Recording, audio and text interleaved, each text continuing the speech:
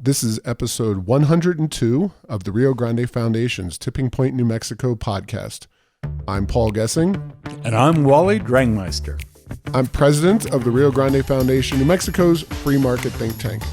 You can find out more about the foundation at riograndefoundation.org. This and every week, we'll be talking to you about public policy issues facing New Mexico. And Wally, we are now in the summer months, at least realistically speaking, although summer starts later on this month of June. But school is out, kids are out of school, and folks are either often out of town, planning family vacations, whatever they may be doing. But we're hard at work, and we are looking at a vote upcoming at Bernalillo County Commission on June 25th, which could result in mandatory paid sick leave being implemented in the unincorporated areas of Bernalillo County. So it's the hits keep on coming. Yes, and to wrap your head around where it would impact, it's not a whole lot of businesses, but there is a huge concern that this is the inside-out strategy. The voters in Albuquerque voted this proposal down, one that's extremely similar to this one, and now they're going after Bernalillo County. It's very interesting, and the whole issue of sick leave, this sounds like something that's wonderful, but what it does is it's a very onerous government program that actually hurts small business, hurts employers, hurts employment, meaning the number of jobs, and makes those small businesses that do have some sort of a paid option, whether it be paid time off or some other plan, very difficult to comply with the government bureaucrats' approach to this. No doubt about it. Of course, folks probably remember that the city of Albuquerque voters defeated narrowly mandatory paid sick leave back in October 2017. Shortly before the election that saw Mayor Tim Keller accede to the mayor's office in the city of Albuquerque. Recently, the Rio Grande Foundation and a very, very large group of businesses around our city and the county signed an opinion piece that was run in the Albuquerque Journal decrying this new latest infringement on businesses and economic freedom. Of course, it cited the fact that voters already turned a similar proposal down, that as with so many of these regulations, it leaves wide open space for trial attorneys and those who would file lawsuits and disciplinary actions against businesses who may be trying to do the right thing, may be trying to comply, but would ultimately have to jump through a lot of hoops, pay for lawyers, and could really negatively impact their businesses. So I will say, to the credit of the local business community, that there is a lot of unity on this. There was a lot of unity on the 2017 ballot measure. And with that having gone down to defeat, there's this rightful indignation that now a similar proposal is being considered at the county level. And you're right, Wally. The concern, of course, is that they take this quote unquote victory and move to the city of Albuquerque, where quite a few more businesses are located. So by unincorporated, you're talking East Mountains, you're talking South Valley, and you're talking certain other areas where there are no existing cities like Albuquerque, or even areas like the village of Tejeras or other incorporated areas, including Los Ranchos to Albuquerque, which is also separate. It's incorporated relative to Bernalillo County. So this is a very big deal. Again, City Council, or County Commission, June the 25th, that is a Tuesday night. And we have a website that we're working with opponents on, trickleave.org. It's second time around for that website, with the previous version being active for the city's sick leave proposal. Of course, that was ultimately decided at the ballot box, not by the city council. This one, we're asking folks to go to trickleave.org and send a note to their county commissioners saying, don't do this. And really, as I've talked to people on this, it really is up to Commissioner Piscotty. She is the new commissioner that took over the old Wayne Johnson seat, the East Mountains. Really, she may be as progressive as any other member of the legislature, county commissioner, city council, but her area, the East Mountains, is definitely not as progressive as parts of the city and other areas around the county.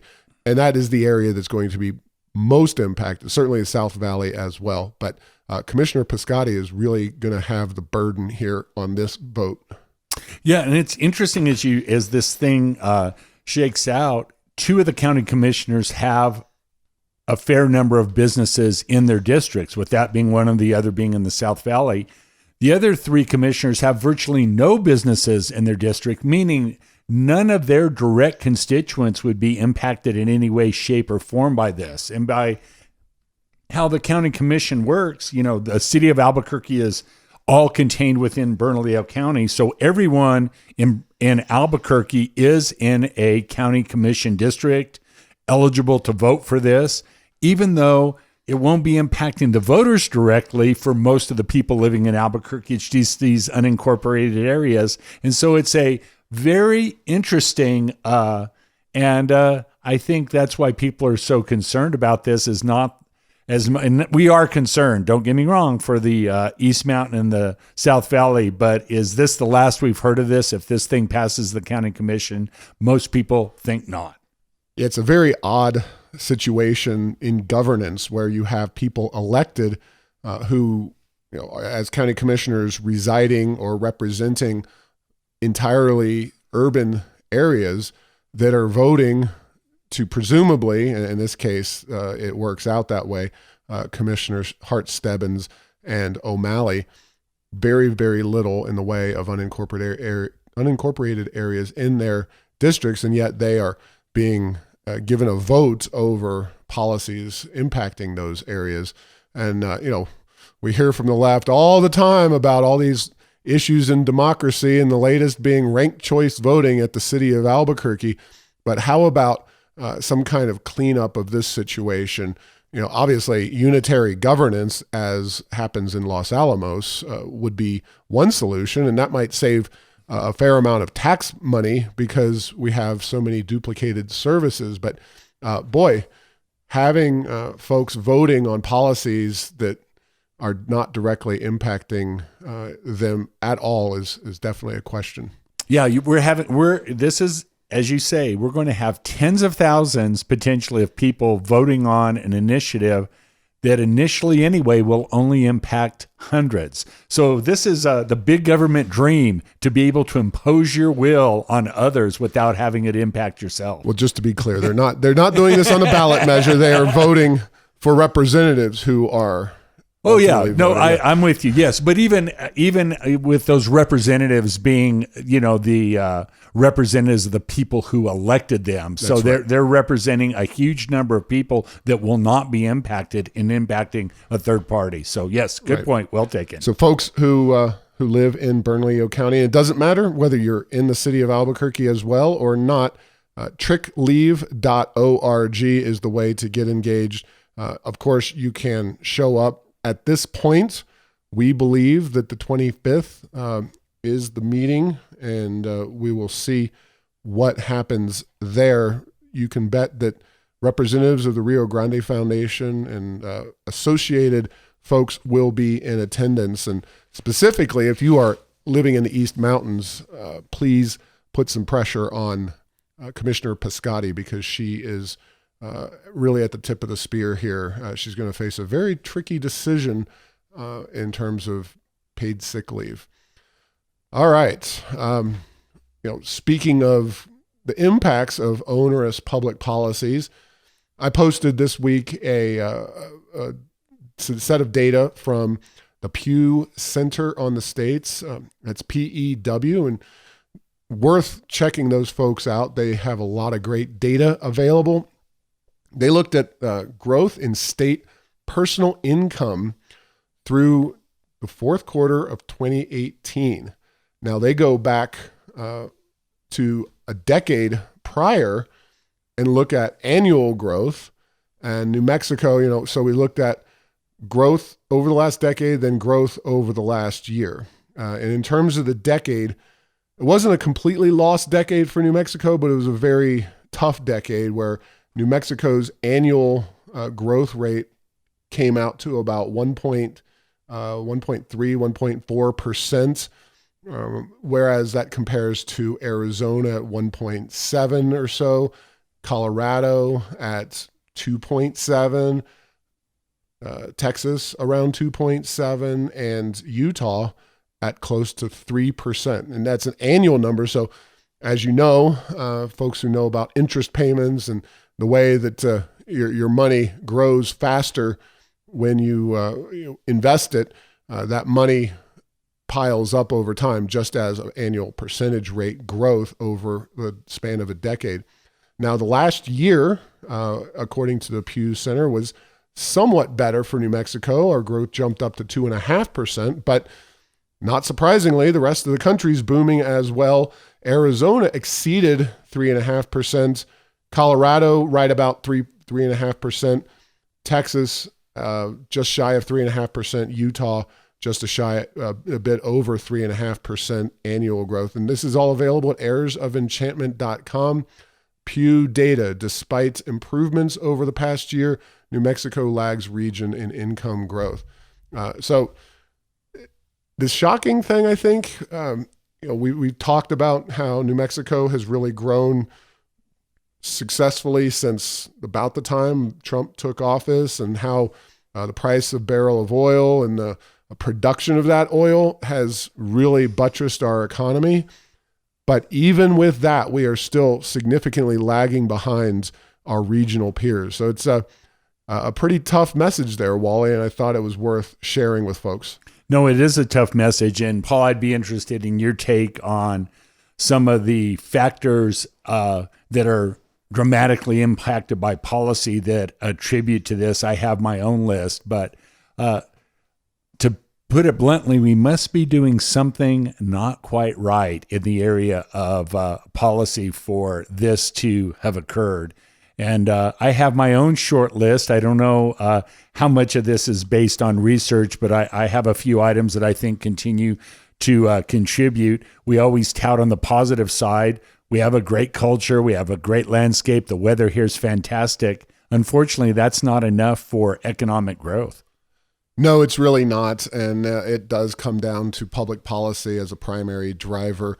Of course, we know that people are moving to the South and West. If I compared New Mexico to West Virginia and, Maine or something like that, it would be a pretty unrealistic comparison, simply because folks are moving away from those colder weather climes and moving towards the Southwest. But when you look at this region, our weather, our culture, all those things are second to none. I mean, Arizona is great, but as we move into summer, they're going to get those 120 degree days. Colorado's very nice, but they get a lot more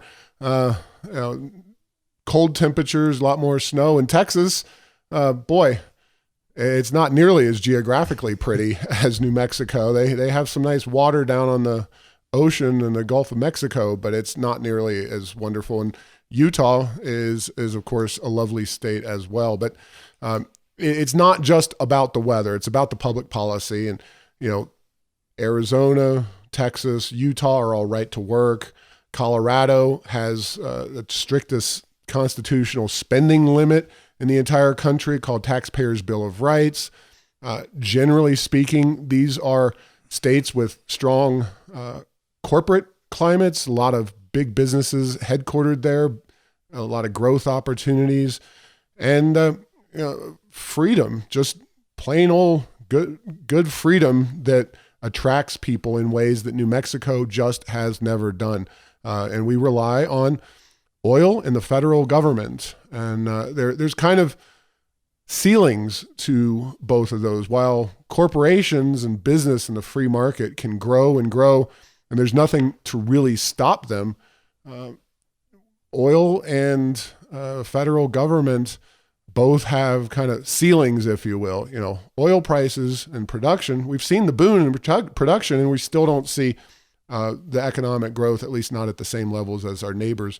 And then the federal government, blessedly, at some point, the federal government can't grow anymore. We know they're growing in further and further debt, and that's going to be an issue that New Mexico's someday going to have to deal with. But for the time being, we just need to be a more attractive environment for businesses. And the gross receipts tax is just one of the bigger other things that we do to make it less attractive for business growth, especially small business and entrepreneurs. And today's small business, today's entrepreneur is tomorrow's big business and multi-billion-dollar Fortune 500 corporation.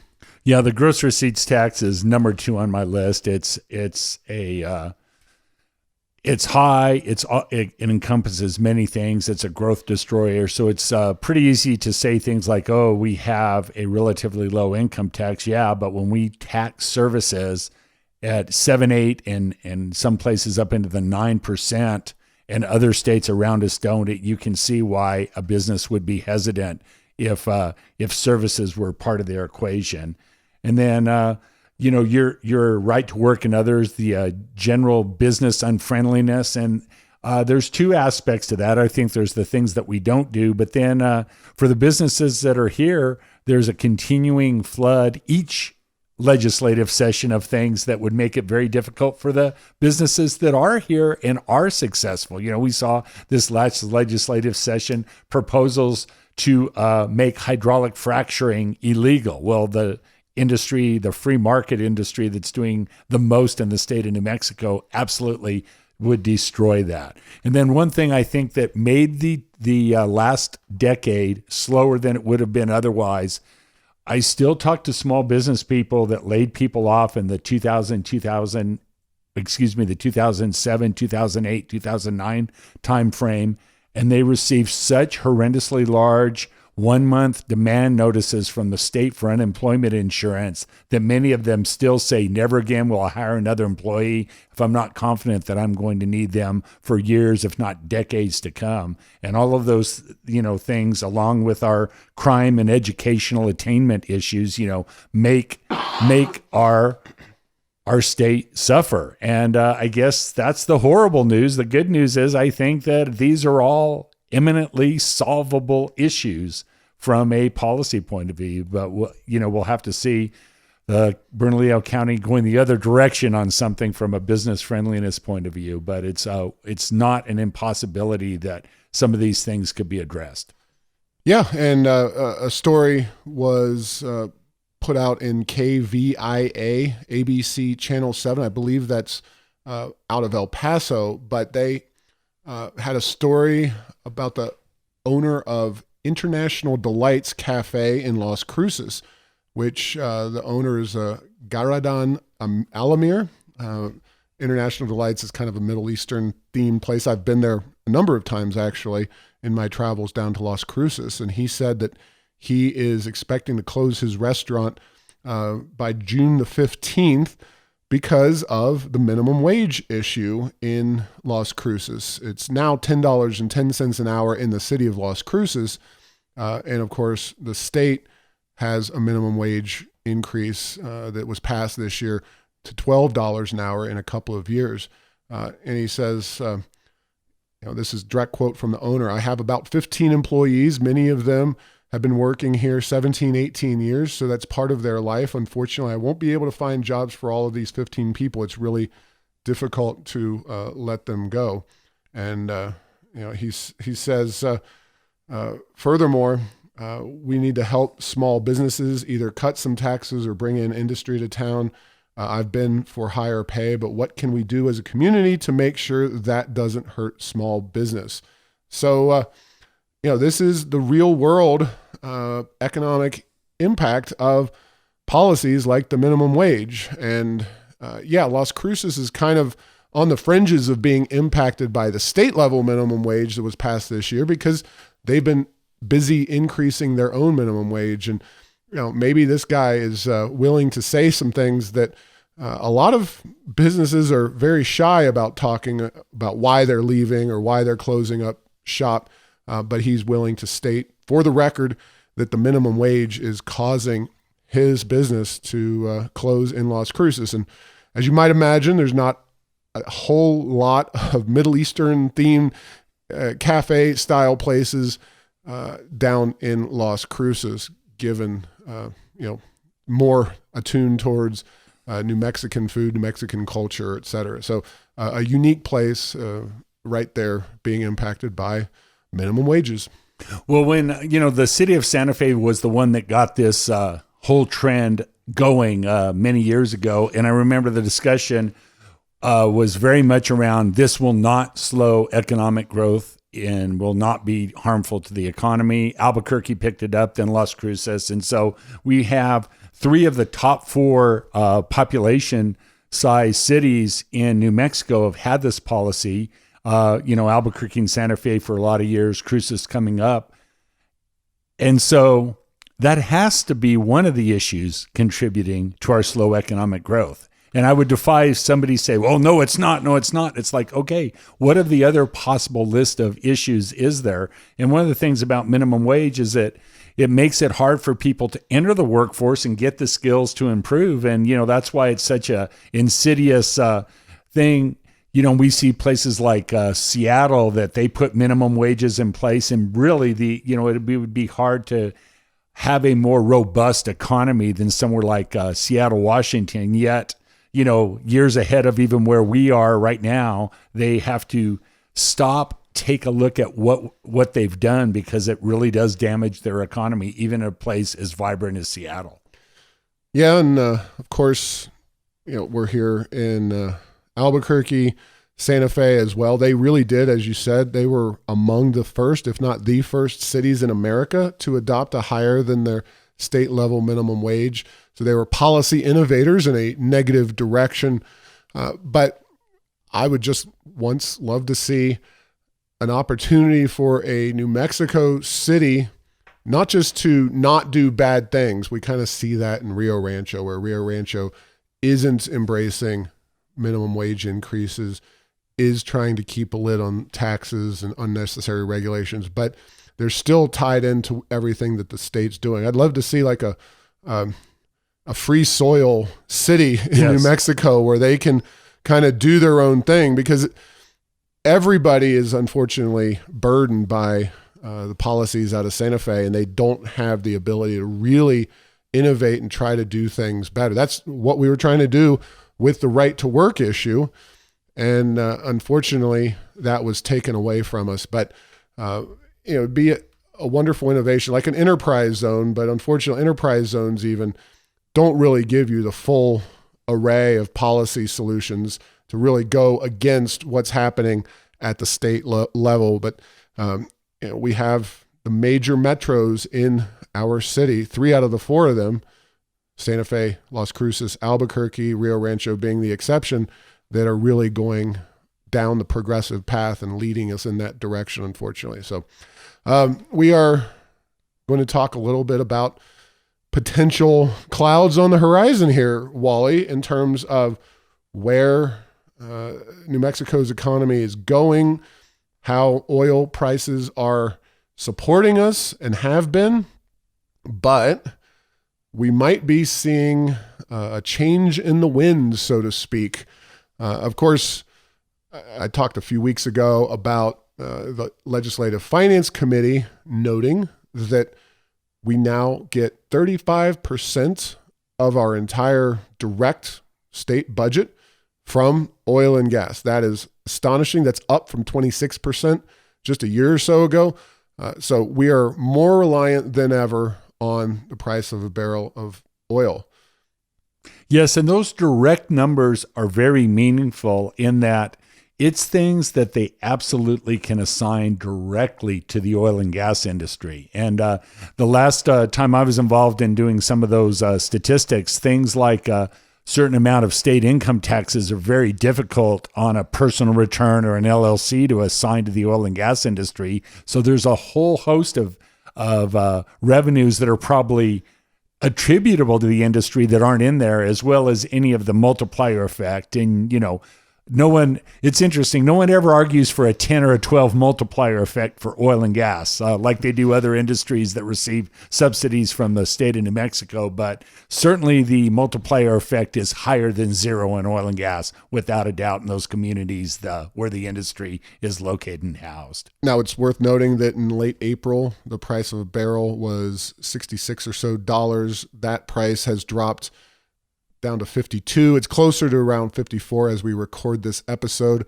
But again, directly from the Legislative Finance Committee, a $1 change in the annual, so this is an annual issue, average price of oil has about an $18 million impact on the general fund. Also, a 10-cent change in annual price of natural gas has about a $10 million impact on the general fund. Now, natural gas prices remain very low. Production has gone up quite dramatically, but prices are really low. It's lower than ever in many respects, but $18 million impact. So you go, say, for the year from $66 to $52. Quick math there. $14 million or $14 change by $18 million, you're talking about some real money. $252 million. So yeah. It's a big amount. And what is interesting is that as problematic as that price change is, right now, what the producers and those drilling wells in the Permian Basin talk about is they've gotten so efficient that the 50s don't slow things down. There was not that many years ago that once you got down below 50 or into the 50s, new well development would go down dramatically. Now, they say that it won't as much, but certainly we won't see as much frothy activity if it stays in the 50s for any given time period. But that industry has brought so much efficiency to what they do in terms of bringing oil to the market that they actually can operate quite successfully in this range where just a few short years ago they could not. Well, I think the jury may be still out on that. I saw an article today from oilprice.com. It's called A Gusher of Red Ink for U.S. Shale. And I am not expert enough in the shale industry to know what the real situation is. But according to this article, the shale producers, it says a report studied 29 North American shale companies and found a combined $2.5 billion in negative free cash flow in the first quarter of 2019. That is a lot of losses. That's essentially lost money. Now, I don't know if this is something that is a blip on the radar screen or if this is a situation that's going to start to impact production at some point, but we shall see. This industry is very unique, and the new technologies and new ways of doing business are relatively new and somewhat untested, and we're just going to see how sustainable all of this is. But boy, definitely some concerns there for New Mexico policymakers, New Mexico's economy as the price gyrates. We know production is going to be very strong due to the just unlimited supply almost of oil in the Permian Basin. Whether the price will sustain that production based on not only $50 or could be lower than that, and this information, this article, nobody knows, but we'll stay tuned. Well, and just to be clear, there's a whole variety of companies. Every one of them has a different cost structure, a different point at which they're profitable. And without a doubt, the higher the price of oil is, the more development there will be. I'm just thinking that 50 is not a collapse, how a few years ago in the shale industry it would be that. The fact that at 50, are there some people that are losing some money that would have been making money at 60 and 70? No surprise there. But the bigger issue, again, is diversification. And if you're relying on that oil money, the point is well taken. It may not be there always at the levels it's there today because this is a market. Price has a big impact. And as we've seen, it's very, very volatile. I always remember 2007, I believe it was, oil's in the $140, $150 range, and you're seeing articles that the price will never be under $100 again. And 3 months after that, it's back in the 60s. So this is a commodity that can have wild swings that can certainly impact our state. And, we just got done talking about New Mexico's slower economic growth. Then we talked about a volatile industry upon which New Mexico has a lot of its economic eggs that we based that. Then we can look at, and folks can go back and listen to episode 4. So way back in the archives, we interviewed the folks at Holtec International, and that particular issue came up. Holtec is attempting to win approval from the federal government, the Nuclear Regulatory Agency, for a storage facility, spent nuclear fuel in southeast New Mexico, kind of between Carlsbad and Hobbs.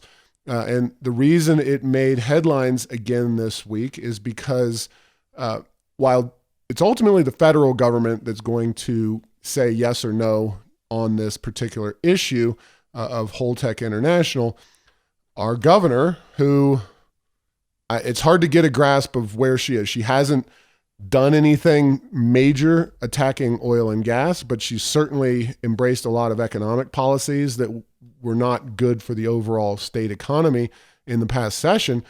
She sent a letter last week to the Energy Secretary, Rick Perry, and the U.S. Nuclear Regulatory Commission Chairwoman Christine Savicki, in which she came out very strongly opposed to a nuclear storage facility in southeastern New Mexico. She claims, the governor does, that oil and gas folks are against it.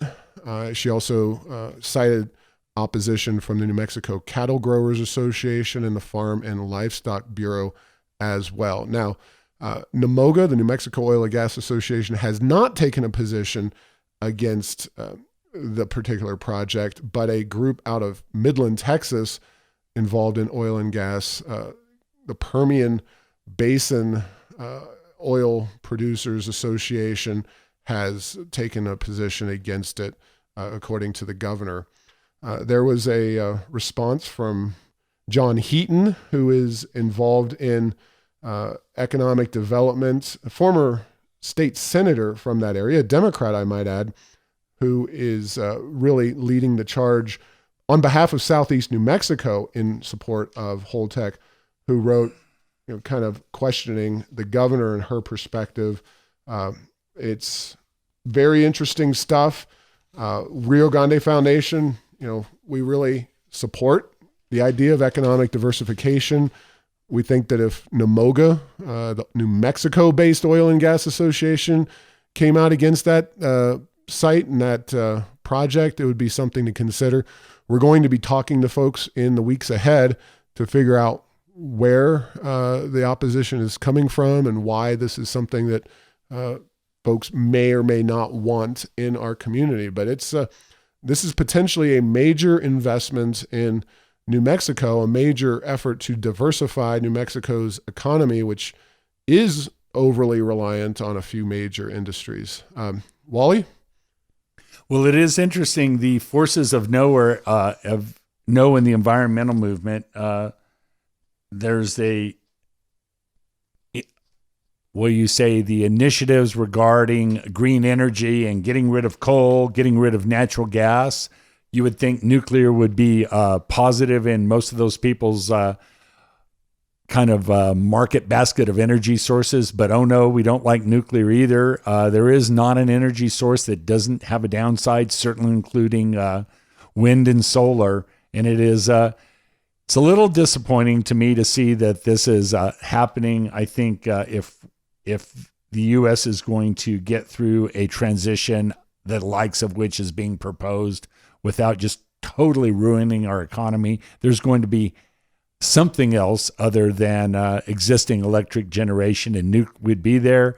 this waste problem's been ignored, frankly, for decades, and seemed like Holtec offers a good solution, but just say the word nuke and people don't like it. So yeah, of course, she cited, the governor did, cattle growers and the oil producers, two conservative so-called industries.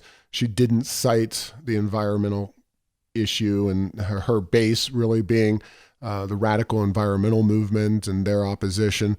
Of course, that opposition doesn't exactly look great, especially in light of PNM trying to move to 2040 zero carbon emissions, and doing so, at least in part, on the backs of nuclear energy, and the fact that something needs to be done to find not just a temporary storage solution, which is what Holtec is attempting to do, but a permanent solution, which President Obama scotched at the behest of Harry Reid, the former senator from Nevada. I wrote a piece back in June of 2018 in which I cited 135 jobs, including construction and operating workforce, jobs operating a facility at Holtec between $60,000, $80,000 annually, a total increase in income from direct jobs of about $7.9 million, and approximately $820,000 in income and gross receipts taxes for the state of New Mexico. So there's clearly a lot to like about this facility. Thankfully, the decision is ultimately not in Michelle Lujan Grisham's hands, although certainly a governor coming out swinging against such a major investment, major project in the state of New Mexico, there's going to be some concern. There's some issue that she might be able to sway the ultimate decision. But, she can't really claim the mantle of all of the above when it comes to energy generation, at least not at this point, right? Not at this point. Maybe there will be an energy source she likes at some point, but we haven't seen it yet. Well, it's wind and solar. Well, she must like oil and gas, at least enough to bring up the point that they're concerned that the industry would be damaged. So that's quite a bit of love for oil and gas, I guess. Yeah. Well, so a big issue this week, last week really started to come to the forefront, and Rio Grande Foundation makes no bones about it. We support free trade. We've always supported free trade. We will always support free trade, no matter who the president is and what they say about the issue. Free trade is critical to the economy of New Mexico. It's critical to the economy of the United States of America. I think there's at least a plausible argument that China has engaged in some unfair practices over the years. And, while we're not ecstatic about those tariffs on China, it's a much different issue than what almost happened, which was tariffs being placed on Mexican imports. And yes, I realize that the president at this point says that he's going to not levy a 5% tariff on all Mexican goods coming across the border, but he claims to have gotten some military presence from the Mexican government at their southern border, so with Central America. And maybe this is indeed a victory for the Trump administration, but that's not to say that it is the victory. Souring relations with Mexico is not good. Mexico is one of the three parties to the new trade agreement to replace NAFTA. The credibility of the Trump administration on trade issues certainly took a hit with even the very bellicose talk of tariffs. And whatever your view is on the immigration issue into the United States, the idea that slapping tariffs on somebody and their economy is the way to solve every problem, it just seems short-sighted and very, very questionable. I think there's a lot of ways to encourage the Mexican government to act on various issues, or other governments, without slapping tariffs or threatening to slap tariffs on them. And we'll see how this all develops. I don't think this issue is completely over, even with respect to the Mexican government. I think there's going to be further repercussions here, but at least we've passed without that 5% tariff where we're starting at. Up to 25% was the threat by President Trump.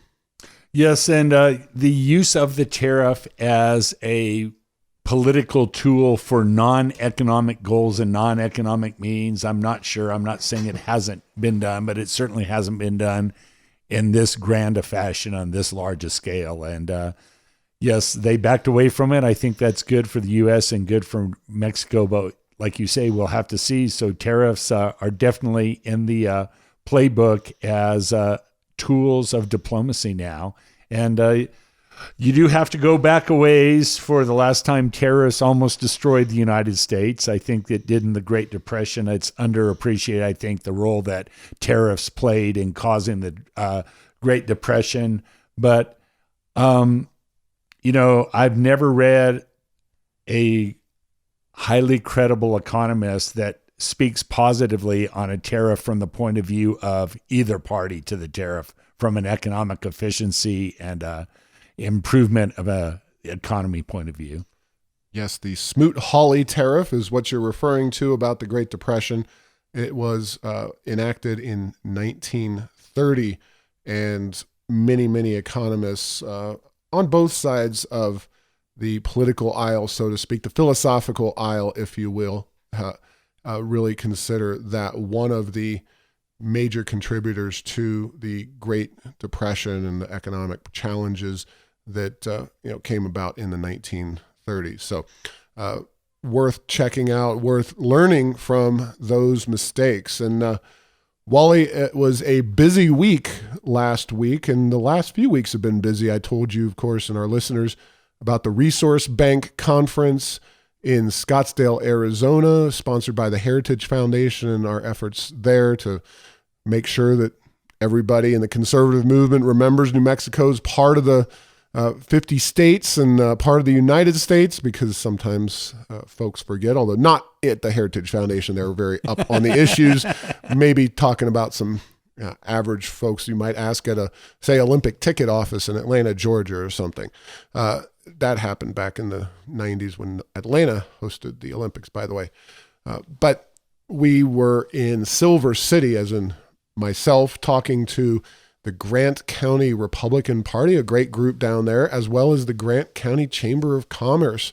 That is, to my opinion, the roughest drive in the state, specifically from I-25 up to Silver City through the Black Range. Very challenging road there, although thankfully there was no ice or snow on the road at this time of year.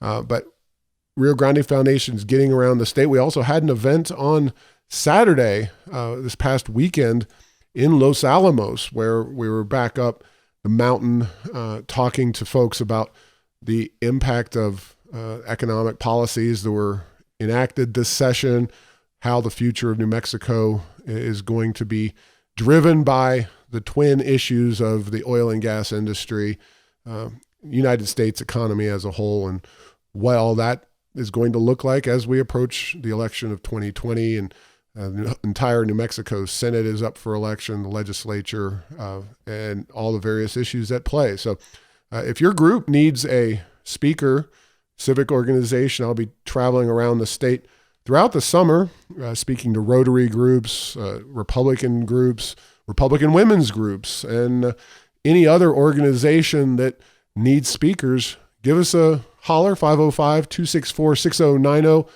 Send us an email at info@riograndefoundation.org. And hopefully we'll be able to comply and supply a speaker for your event. Yes, New Mexico, the fifth largest in square miles, 121,365 square miles. And Paul does a great job, and I encourage you to help him see every one of those square miles this summer to the extent possible. It'd be great. Yes, Johnny Cash. I've been everywhere, man. All right. Well, thank you for listening to this week's podcast. Make sure to get the latest edition of Tipping Point New Mexico by subscribing at Apple Podcasts, Stitcher, and Spotify. You can post or comment on this and other episodes on Facebook and Twitter I'm sure other social media sites as well.